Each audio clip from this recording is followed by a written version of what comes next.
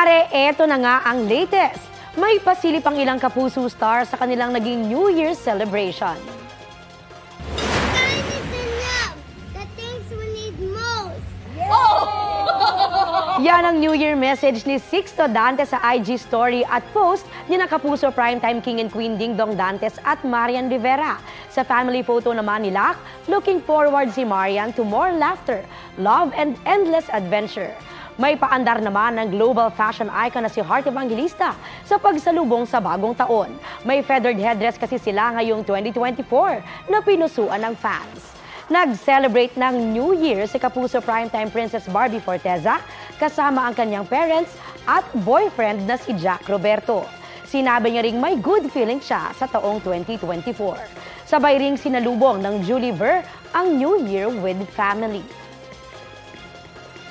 Kapuso, para sa mga maiinit na balita, mag-subscribe sa GMA Integrated News sa YouTube.